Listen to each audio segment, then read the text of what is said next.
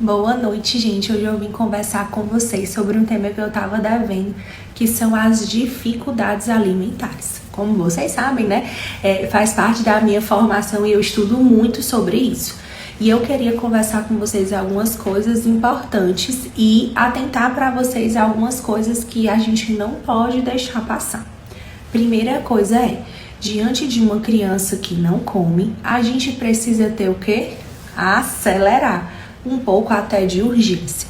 As repercussões que as deficiências de micronutrientes causam, nas crianças têm um impacto para a vida toda. E a gente precisa, de um olhar individualizado para cada criança e cada família e cada situação. Não é deixar passar, não é achar que é só uma fase. Cada dificuldade alimentar precisa ser analisada sempre. E vamos lá entender um pouco aí o que são as dificuldades alimentares. A primeira coisa que a gente tem que fazer diante de uma criança que não come, a gente precisa fazer uma análise muito detalhada. De fato, essa criança não come ou essa criança não corresponde às expectativas que a família acha de uma criança que não come.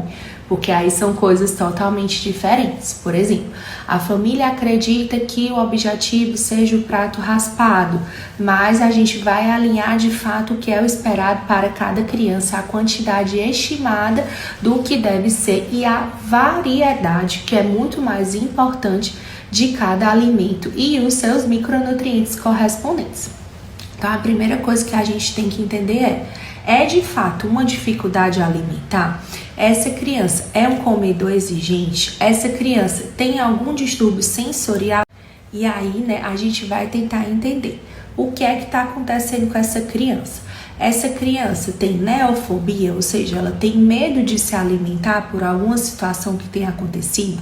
Essa criança é seletiva, ou seja, ela parou de aceitar alguns grupos alimentares. Por exemplo, ela parou de aceitar os grupos das leguminosas. Feijão, lentilha, ervilha, grão de bico. A gente vê nesse entorno. Essa criança tem um transtorno alimentar restritivo evitativo, ela fecha para dificuldade alimentar, ela tem anorexia, é um comedor exigente, seleciona muitas coisas, tem muitas questões sensoriais associadas à comida. Isso a gente precisa avaliar através de uma consulta, com o pediatra, preferencialmente que entenda sobre dificuldades alimentares e com o nutricionista. Porque aí, através da consulta, a gente vai tentar entender o que pode estar causando essa dificuldade alimentar. Essa dificuldade alimentar acontece por alguma coisa orgânica, alguma coisa no corpinho da criança. Por exemplo, é uma criança que tem refluxo, que tem constipação ou que tem diarreia, que ela pode ter queixas abdominais. É uma criança que vive doente, vive tomando antibiótico, vive congestionada e não vai ter interesse de comer porque o sabor da comida vai alterar. Ou é uma criança que vive num ambiente alimentar totalmente desorganizado, sem rotina, sem sono, que os pais comem tudo errado, ou que não tem o contato com alimentos de verdade, ela não é apresentada a comidas de verdade. Ou alguma criança que possa ter distúrbios sensoriais, distúrbios neurológicos, distúrbios anatômicos na região da boquinha que possa estar interferindo. E aí, depois de conversar muito com a família, entender o histórico, desde a pré-concepção, desde como essa mãe preparou seu corpo para gestar, desde qual foi o leite que essa criança tomou, o leite materno, o leite de fórmula, como é que foi a introdução alimentar, o que aconteceu na vida dessa criança, essa criança adoeceu, essa criança internou, essa criança tinha refluxo, essa criança, o que essa criança tinha. A gente consegue alinhar mais ou menos e tentar fechar um diagnóstico. Nem sempre a gente consegue de cara, às vezes não é só um motivo, às vezes são vários motivos associados. E aí a gente vai tentar fazer um plano, com a família, tentar alinhar o que pode ser, avaliar como que estão as reservas de nutrientes dessa criança, avaliar se é necessário encaminhamento para outras avaliações terapêuticas. E por que que a gente precisa analisar tudo? Não é para deixar as crianças comerem assim do jeito que quiserem, ou deixarem ser crianças e ter o paladar infantil, entre aspas. Por quê, gente? O recomendado são não só as crianças, mas nós adultos também comermos colorido e variado, né? De acordo aí com o seu corpo, se você tem alguma demanda ou alguma restrição alimentar, você precisa excluir alguma comida, mas o ideal é que todo mundo coma colorido e variado, certo? Se a criança não come colorido e variado, ela vai ter deficiência de nutrientes, concordam? Todos os alimentos têm muitos nutrientes. Se você não come o colorido, você não vai ter esses nutrientes. Ou se você só come industrializados, processados, coisas de pacote, caixinha, esses nutrientes também não existirão e não terá fibras e terá muito carboidrato.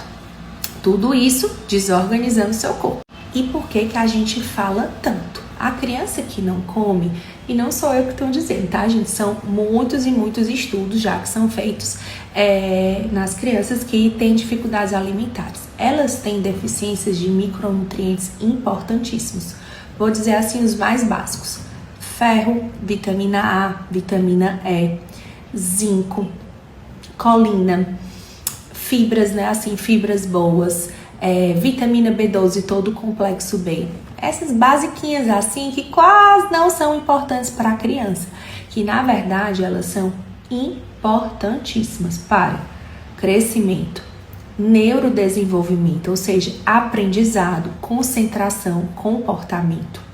Elas são boas para o intestino, elas são boas para a imunidade, elas são boas para tantas e tantas coisas que acho que a gente faria 5 horas aqui falando. Então, né, a gente precisa estar muito atento à alimentação das crianças, à alimentação da família, à alimentação dos cuidadores, né? O que é que a gente coloca na lancheira, o que é que essa criança come todos os dias, que a gente acha que é só às vezes, mas no final é todo dia comendo industrializado. Por quê? Porque a infância é uma janela de oportunidades enorme para qualquer ser humano. E é importante que a gente tenha, né, todo esse aporte nutricional, né, todos esses micronutrientes e criar hábitos saudáveis para a vida toda. Por que que vocês acham que a gente está tendo repercussões tão grandes, né, em relação à obesidade, pressão alta, diabetes ou outras doenças graves? Porque a gente não está conseguindo fazer isso desde a infância, tá? A gente precisa ficar de olho.